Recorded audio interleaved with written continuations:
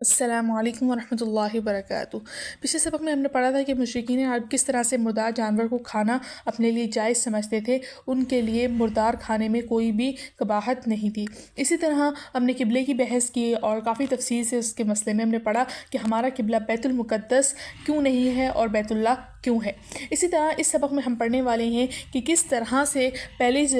جاہلیت کے زمانے میں جو ہے لوگ ایک دوسرے کو قتل کر دیا کرتے تھے، تو اس کے بدلے میں اس شخص کو نہیں قتل کیا جاتا تھا بلکہ کسی اور شخص کو قتل کیا جاتا تھا۔ تو قرآن پاک نے ایسا کون سا حکم نازل کیا جس کی وجہ سے اب کیا ہے کہ جس شخص نے قتل کیا ہے وہی اس کے بدلے میں قتل کیا جائے گا، اور اس کے علاوہ اس کی کیا سزا اللہ تعالیٰ نے رکھی ہے اس کے بارے میں ہم جانیں گے، جو اس سے پہلے کسی شریعت میں اللہ تعالیٰ نے وہ چیز مقرر نہیں کی تھی۔ اسی طرح سے ہم پڑھیں گے کہ کس طرح سے کوئی شخص اگر مر جاتا تھا تو اس کے وارثوں کو کوئی حصہ متعین نہیں تھا، ان کو کوئی حصہ نہیں ملتا تھا، لیکن اللہ تعالیٰ نے قرآن پاک میں ایسا کون سا حکم نازل فرمایا جس کے بعد اب جائیداد میں وارثوں کا بھی حصہ اور رشتہ داروں کا بھی حصہ مقرر ہو گیا ہے۔ تو اس سبق میں جانتے ہیں، تو ترجمہ کرنا شروع کرتے ہیں۔ بسم اللہ الرحمن الرحیم، شروع اللہ کے نام سے جو بڑا مہربان نہایت رحم کرنے والا ہے۔ ایسا نہیں ہے البرا نیکی ان یہ کہ تولو تم پھیر لو وجوہکم اپنے چہرے قبل المشرق مشرق کے جانب اور المغربی مغرب کی،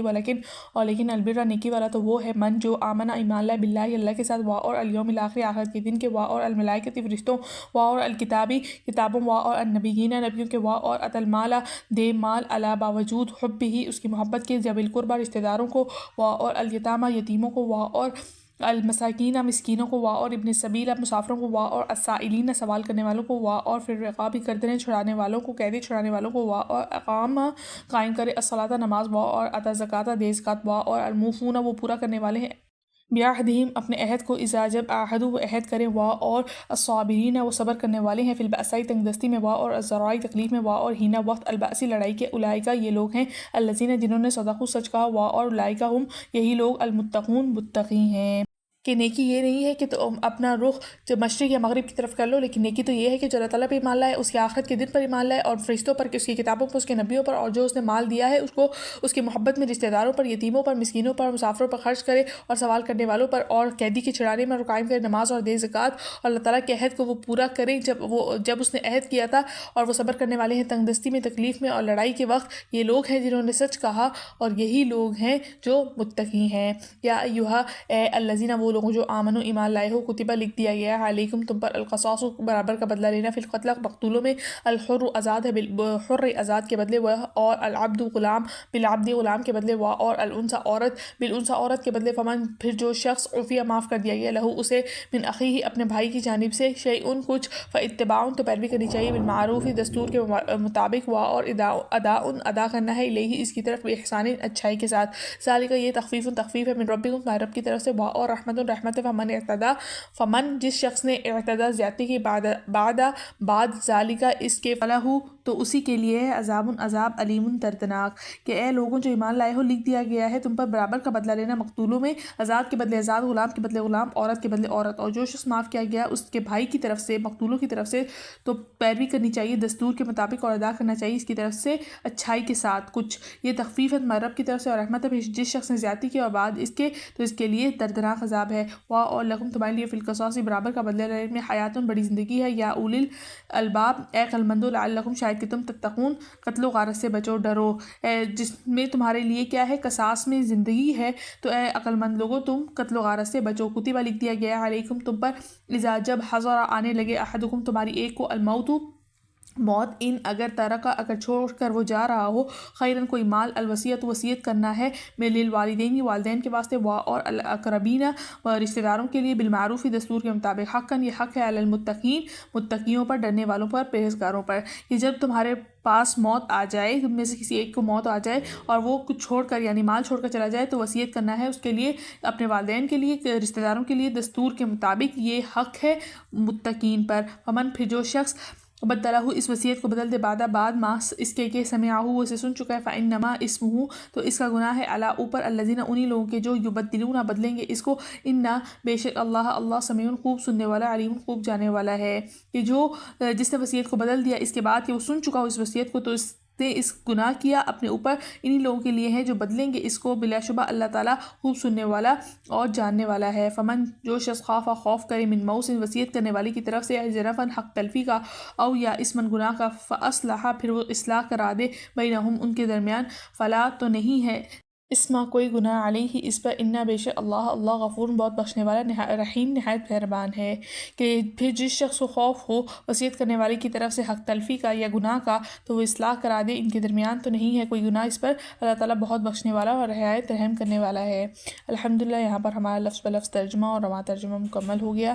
اور امید ہے کہ آپ کو ترجمہ سمجھ میں آ گیا ہوگا، لہٰذا تفسیر کرنا شروع کرتے ہیں۔ بسم اللہ الرحمن الرحیم، شروع اللہ کے نام سے جو بڑا مہربان نہایت رحم کرنے والا ہے۔ اب یہاں پر اللہ تعالیٰ فرما رہے ہیں لیس البر ان تولوا وجوہکم قبل المشرق والمغرب، کہ نیکی یہی نہیں ہے کہ تم اپنا چہرہ مشرق یا مغرب کی طرف کر لو، ولکن البر، لیکن نیکی یہ ہے کہ من آمن باللہ والیوم الآخر، کہ اصل نیکی تو یہ ہے کہ جو ایمان لائے اللہ پر اور آخرت کے دن پر، والملائکۃ فرشتوں پر، والکتاب کتابوں پر، والنبیین نبیوں پر، وأتی المال علی حبہ، اور اپنے اللہ تعالیٰ کی محبت میں، اس کی محبت میں اپنا وہ مال جو اسے محبوب ہے، ذوی القربیٰ رشتہ داروں کو دے، والیتامى یتیموں کو دے، والمساکین مسکینوں کو دے، وابن السبیل یعنی راہ چلتے جو مسافر ہیں جن کو ضرورت ہے ان کو دے، والسائلین سوال کرنے والے جن کو جو مانگتے ہیں سوال کرتے ہیں ان کو دے، والرقاب اور جو قید میں ہیں قیدی ہیں ان کو ان کے لیے رقم خرچ کرے، واقام الصلاۃ اور نماز قائم کرے، وآتی الزکوٰۃ اور زکوٰۃ دے، والموفون بعہدہم اور اپنے عہد کو پورا کریں، اذا عاہدوا جب ان سے کوئی بھی وعدہ کیا جائے تو اپنے پورا عہد کرنے کے وہ قابل ہوں۔ اور پھر آگے اللہ تعالیٰ فرما رہے ہیں والصابرین فی البأساء والضراء، کہ ہر تکلیف میں اور ہر جنگ کے وقت وہ کیا کرنے والے ہوں، صبر کرنے والے ہوں۔ حین البأس جنگ کے وقت، بأسائی اور والضراء تکلیف، بأسا تنگی، ضراء تکلیف، تو ان سب میں وہ کیا کرنے والے ہوں، صبر کرنے والے ہوں۔ اولئک الذین یہی وہ لوگ ہیں، الذین صدقوا سچے ہیں، واولئک هم المتقون اور یہی لوگ تقوی اختیار کرنے والے، ڈرنے والے اور پرہیزگار ہیں۔ اب یہاں پر اللہ تعالیٰ نے یہ آیت ذکر کرنے کا مقصد یہ ہے کہ اب اہل کتاب جو تھے قبلے کے مسئلے میں بہت بحث و مباحثہ کر چکے تھے، تو ان کو اللہ تعالیٰ فرما رہے ہیں کہ ہم یہ دین کا مسئلہ ہے، یہ ہم سے زیادہ یعنی کہ ہمارے مسئلوں سے زیادہ اہم نہیں ہے، تم لوگوں کے لیے یہ مسئلہ اہم نہیں ہونا چاہیے۔ یہ مسئلہ کس کا ہے؟ اللہ تعالیٰ کی بات ماننے کا ہے، کہ مسلمان سے کہا جا رہا ہے کہ قبلے کے متعلق جتنی بحث تھی وہ ہو چکی ہے، تمہیں یہ کہا گیا تھا کہ اصل رخ مشرق یا مغرب کی طرف کرنا نہیں ہے بلکہ اللہ تعالیٰ کے حکم کی تکمیل ہے، تو لہٰذا جتنی بحث اس متعلق ہو چکی ہے، وضاحت ہو چکی ہے، بس کافی ہے، اب دین کے دوسرے مسائل کی طرف توجہ دو، ان کو سیکھنے کی طرف توجہ دو۔ اور پھر یہاں پر بتا دیا کہ نیکیوں میں کیا ہے کہ اللہ تعالیٰ پر ایمان لائے۔ اب یہاں پر نیکی ذکر کیا گیا ہے، لیکن اصل میں جب تک وہ یہ کام نہیں کرے گا، اللہ پر ایمان نہیں لائے گا، آخرت پر ایمان نہیں لائے گا، فرشتوں پر ایمان نہیں لائے گا، تمام انبیاء اور تمام کتابوں پر ایمان نہیں لائے گا، وہ مومن نہیں ہوگا، وہ مسلمان ہی نہیں ہوگا۔ پھر آگے یہ تو ایمان کی شرائط بتا دی کہ ایمان قبول کرنے کے لیے یہ شرطیں ضروری ہیں۔ پھر اس کے آگے ایک اور چیز بتائی کہ اب جنہوں نے ایمان تو قبول کر لیا، وہ اسلام لے آئے، اب ان کو کیا کچھ کرنا ہے، تو وہ ان کی نیکیاں کیا ہیں کہ اللہ تعالیٰ کے راستے میں اپنا مال خرچ کریں، رشتہ داروں میں اپنا مال خرچ کریں، یتیموں مسکینوں مسافروں کو دیں اپنا مال، اسی طرح سائلوں کو دیں، غلاموں کو آزاد کرنے میں مال خرچ کریں، قیدیوں کو آزاد کرنے میں مال خرچ کریں، اسی طرح نماز قائم کریں، زکوٰۃ ادا کریں، اسی طرح کہ اللہ تعالیٰ نے ان سے کہا کہ وہ اپنا وعدہ پورا کریں، جب بھی وعدہ کریں اپنا وعدہ پورا کریں، تکلیف کے اندر وہ ہر حالت میں صبر کریں، تو یہی لوگ اللہ تعالیٰ نے فرمایا سچے ہیں اور یہی لوگ متقی ہیں۔ تو یہ نیکیاں بتا دیں کہ سب سے پہلے ایمان لاؤ اور پھر ان کے بعد جو ہے وہ یہ نیکیاں کرو، اور یہی سارے دین کا خلاصہ ہے۔ پھر آگے فرمایا یا ایھا الذین آمنوا کتب علیکم القصاص فی القتلی، کہ اے لوگوں جو ناحق قتل کر دیے جائیں، جن کو جان بوجھ کر قتل کر دیا جائے، ان کے بارے میں تم پر قصاص کا حکم فرض کر دیا گیا ہے۔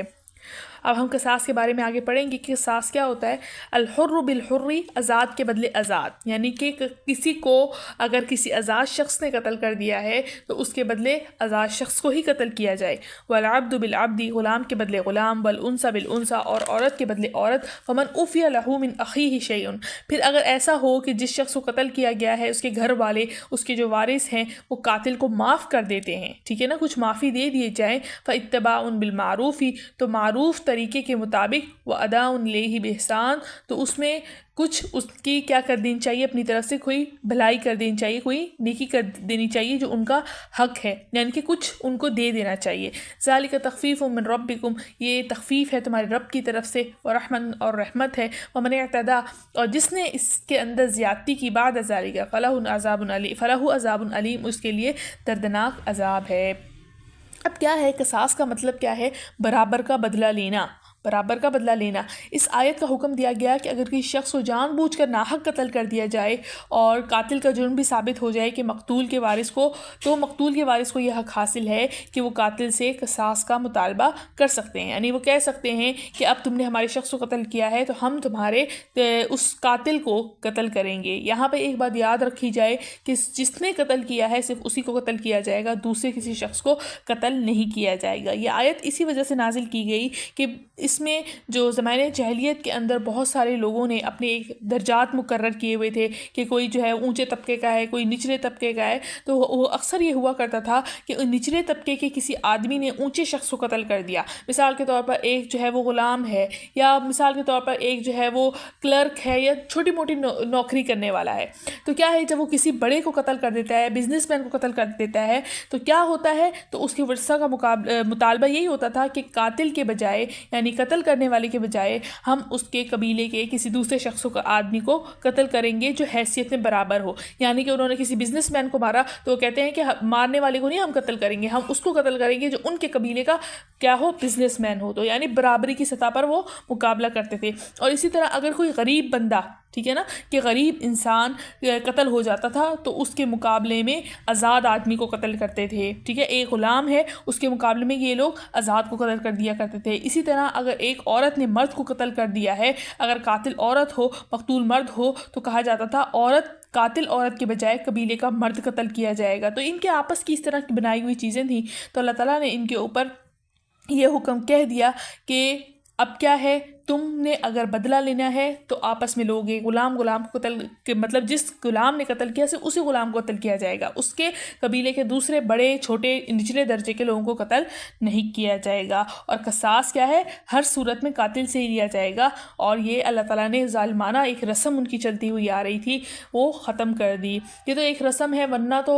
ہم انشاءاللہ سورہ نساء کے اندر بھی بہت ساری رسموں کا ذکر آتا ہے، وہاں پر بھی پڑھیں گے کہ وہ زمانے جاہلیت کے اندر ایسی بہت سی رسمیں تھیں جہاں پر ظلم کو اللہ تعالیٰ نے آیتیں نازل کر کے، حکم اپنے احکام ذکر فرما کے ایک ظلم کو اللہ تعالیٰ نے ختم کیا ہے. پھر آگے اللہ تعالیٰ کیا فرما رہے ہیں کہ وَلَكُمْ فِي الْقِصَاصِ حَيَاتٌ يَا أُولِي الْأَلْبَابِ لَعَلَّكُمْ تَتَّقُونَ، کہ اے لوگوں، اے عقل مندوں، تمہارے لیے قصاص میں ایک زندگی ہے، امید کا ایک سامان ہے، شاید کہ تم خلاف ورزی کرنے سے بچو. اب بنی اسرائیل کے قانون میں تو قصاص تو تھا، لیکن اگر کوئی شخص کسی کو جان بوجھ کر قتل کر دیتا تھا تو اس کے اندر دیت کا یا خون بہا کا کوئی تصور نہیں تھا. یعنی کچھ پیسے دے دیے جائیں، یعنی کہ قاتل کے گھر والے مقتول کے گھر والوں کو کچھ پیسے دے دیں. تو اس آیت نے ایک یہ بھی حکم ثابت کر دیا کہ مقتول کے ورثاء کو یہ حق دے دیا اگر وہ چاہیں تو مقتول کا قصاص معاف کر کے خون بہا کے طور پر کچھ رقم کا مطالبہ کر دیں. تو اسی صورت میں ان کو چاہیے کہ رقم کی مقدار اپنی مرضی سے رکھ سکتے ہیں، یعنی کہ جتنا معقول ہو، جتنا وہ لینا چاہتے ہیں وہ لے سکتے ہیں، لیکن اتنی رقم ہو کہ اگلے والے پر وہ بوجھ نہ بنے. ٹھیک ہے نا، تو یہ رقم وہ آپس میں ایک خوش اسلوبی کے ساتھ ایک دوسرے کے ساتھ رقم کا معاملہ طے کر سکتے ہیں. تو یہاں پر اسی وجہ سے اللہ تعالیٰ نے فرمایا، یہ تو پچھلی آیت کی تھوڑی تفسیر تھی، لیکن اس میں اسی وجہ سے آیت نے فرمایا وَلَكُمْ فِي الْقِصَاصِ حَيَاتٌ، کہ تمہارے اندر قصاص رکھنے کے اندر ایک زندگی ہے، کہ تمہیں ایک نئی زندگی بخشی جا رہی ہے کہ آپس میں صلح، قاتل اور مقتول کے گھر والے آپس میں صلح کر کے کچھ رقم لے لیں تاکہ نقصان نہ ہو. پھر آگے فرمایا کتب علیکم اذا حضر احدکم الموت ان ترک خیرا. اب کیا ہے کہ کوئی شخص جو ہے وہ مر جائے، ٹھیک ہے، تو اس میں سے اپنے پیچھے وہ خیرن مال چھوڑ کر گیا ہے، تو الوصیۃ للوالدین، تو وصیت کر کے جائے اپنے والدین کے لیے، اقربین رشتہ داروں کے لیے، بالمعروف دستور کے مطابق وصیت کرنا ہے، علی المتقین حقا، علی المتقین حق ہے متقی لوگوں پر. اب کیا تھا کہ یہ آیت اس دور میں نازل ہوئی تھی جب مرنے والے کے ترکے میں وارثوں کے کوئی حصے نہیں ہوا کرتے تھے۔ اب جو ہے اللہ تعالیٰ نے سورہ نساء کے اندر آتا ہے، ہم اس میں پڑھیں گے کہ اللہ تعالیٰ نے حصے مقرر کر دیے ہیں کہ بیٹے کو کتنا بیٹی کو کتنا حصہ ملے گا، اسی طرح سے والدین کے کتنے حصے ہیں، تو یہ سب اللہ تعالیٰ نے جو ہے وہ ذکر فرما دیے ہیں۔ اب یہاں پر اس وقت مرنے والے کا کوئی ترکے میں حصہ نہیں متعین تھا، تو جتنا بھی سارا مال تھا، جتنا بھی سب کچھ تھا، وہ اس کے بیٹوں کو مل جایا کرتا تھا یا اس کی گھر والی کو مل جایا کرتا، تو اس طرح جو ہے وہ اپنے گھر میں تقسیم ہو جاتا تھا، والدین وغیرہ کو نہیں ملتا تھا۔ تو یہاں پر اللہ تعالیٰ نے ان کے اوپر یہ حکم فرمایا ان کو کہ والدین کے لیے اور رشتہ داروں کے لیے کچھ نہ کچھ نکالو۔ اب تم وصیت کر کے جاؤ گے کہ مثال کے طور پر تمہارے پاس جو ہے وہ 10 لاکھ ہیں، تو اگر تم اپنے 5 لاکھ اپنے گھر والوں کے لیے چھوڑتے ہو تو ان میں سے 5 لاکھ میں رشتہ داروں کا اور جو ہے اپنے والدین کا حصہ نکالو۔ تو یہ اللہ تعالیٰ نے اس وقت فرمایا تھا، اور واضح رہے کہ یہ کتنا حصہ ان کو دیا جائے گا، یہ ہم نے سورہ نساء کے اندر جب پڑھیں گے تو اللہ تعالیٰ نے اس وقت وارثوں کی تفصیل فرما کر ان کے حصے مقرر فرما دیے تھے۔ اب اس آیت میں وصیت کرنے کا ذکر ہے، وہ اس ٹائم فرض تھی لیکن اب جو ہے وہ فرض نہیں رہی، کیونکہ اللہ تعالیٰ نے جب حصے مقرر فرما دیے، ہر شخص کا ایک ایک حصہ مقرر فرما دیا، بیٹی ہے تو اس کو کتنا ملنا ہے، آدھا حصہ ملے گا کیا کتنا ملے گا، تو یہ سب حصے اللہ نے مقرر فرما دیے، اس وجہ سے اب وصیت کی ضرورت نہیں ہے۔ اب وصیت اس شخص کے ذمہ ہے، مثال کے طور پر اگر کوئی شخص کسی کو زیادہ دینا چاہتا ہے اپنے رشتہ داروں میں سے، یا وہ جن کو جو ہے وہ وصیت جن کے لیے کرے گا ان لوگوں کے لیے کرے گا جو اپنے رشتہ داروں میں سے جن کو وہ زیادہ دینا چاہتا ہے، یا ان لوگوں کو جن کا ترکے میں سے اس کے جائیداد میں سے کوئی حصہ نہیں بنتا لیکن اس نے اس کی بہت خدمت کی ہے یا اس کی بہت مدد کی ہے، جس کی وجہ سے وہ اس کے لیے وصیت کر کے جائے کہ میرے مال میں سے اتنا حصہ اس کے لیے بھی دے دینا۔ ایک وصیت تو اس طرح کی ہے، اور دوسری وصیت اس طرح کی ہے کہ اس نے کسی یہ حکم دے دیا مسجد بنا دو، یا کوئی اپنے سے حکم دے دیا کہ میرے بیٹے کو جائیداد سے آگ کر دو، مطلب اس طرح کی وصیتیں۔ یہاں پر اس کے بارے میں کیا فرمایا گیا؟ فَمَن بَدَّلَهُ بَعْدَ مَا سَمِعَهُ فَإِنَّمَا اسْمُهُ عَلَى الَّذِينَ يُبَدِّلُونَهُ إِنَّ اللَّهَ سَمِيعٌ علیم، کہ اب جس نے اس وصیت کو سننے کے بعد اس میں کوئی تبدیلی کرے گا تو اس کا گناہ ان لوگوں پر ہوگا جس میں تبدیلی کریں گے، بے شک اللہ تعالیٰ سننے والا اور جاننے والا ہے۔ پہلے یہ بات بتا دی کہ وصیت کے اندر تبدیلی کرنا جائز نہیں ہے، یہ تو ایک بات ہو گئی۔ پھر دوسری ایک اور چیز بتائی، فمن خاف من موص جنفا، اگر کسی کو یہ پتہ چلے کہ جو وصیت کر رہا ہے، جس نے وصیت کر کے گیا ہے، جنفن او اسمن، کہ وہ گناہ کی کوئی وصیت کر رہا ہے، مثال کے طور پر یہی کہ اپنے بیٹوں کو جائیداد سے آگ کر دیا، بیٹیوں کو جائیداد سے آگ کر دیا، تو یہ گناہ کی وصیت ہے، فَأَصْلَحَ بَيْنَهُمْ، تو ان کو اصلاح کرے، ان کو سمجھائے، وَلَا إِثْمَ عَلَيْهِ، تو اس پر کوئی گناہ نہیں ہوگا، إِنَّ اللَّهَ غَفُورٌ رَحِيمٌ، بے شک اللہ تعالیٰ بخشنے والے مہربان ہیں۔ اب کیا ہے کہ وصیت کرنے والا اگر ناانصافی سے کام لے تو اسے سمجھا بجھا کر اپنی وصیت میں مرنے سے پہلے تبدیلی پر آمادہ کر لے تو یہ جائز ہے۔ اور اسی طرح ایک وصیت میں جب انسان مر جاتا ہے اور اس نے اپنی گناہ کی وصیت کر دی ہے تو وصیت پوری کرنا جائز نہیں ہوگا۔ ہاں اگر نیکی کی کرتا ہے تو پھر لازمی اس وصیت کو حتی الامکان جہاں تک ہو سکے ممکن ہے ہو پورا کرنا لازمی ہے، لیکن اگر ایسی وصیت کر گیا کہ وہ پوری ہی نہیں کر سکتے تو اس میں پھر اگر کوئی کمی پیشی آ جائے تو کوئی جو ہے مذائقہ نہیں ہے۔ اور دوسری بات کہ وصیت جو ہے وہ 1/3 مال میں سے کی جائے گی، جیسے کہ 1/3 مال میں سے وصیت کی جا سکتی ہے، اپنے جتنے بھی پیسے ہیں ان کے 3 حصے بنا لیے جائیں، مثال کے طور پہ 10,000 ہیں تو 10,000 کا 3 حصے بنا لیے جائیں، 3.5 کر کے حصے بن گئے، تو اب جو مال ہے یعنی کہ 3.5 کا جو مال ہے وہ کیا ہے، اس میں وصیت کی جا سکتی ہے، یعنی 3,500 کے اندر وصیت کی جا سکتی ہے، اس سے اوپر مال کے اندر وصیت کرنا جائز نہیں ہوگا۔ پھر اس کے بعد یہاں پر جو ہے فرما دیا کہ اصلاح کر دے ان کے درمیان اور اس پر کوئی گناہ نہیں ہوگا، اور اللہ تعالیٰ بخشنے والا اور مہربان ہے۔ الحمدللہ ہمارا آج کا ترجمہ اور تفسیر مکمل ہو گیا ہے، اور امید ہے کہ آپ کو ترجمہ اور تفسیر سمجھ میں آ گیا ہوگا۔ چینل کو لازمی سبسکرائب کر دیا کریں تاکہ آپ کے پاس ویڈیوز پہنچتی رہیں اور آپ بھی اس سے فائدہ اٹھا سکیں۔ تو اجازت دیجیے، ملتے ہیں اگلی ویڈیو میں۔ السلام علیکم ورحمۃ اللہ وبرکاتہ۔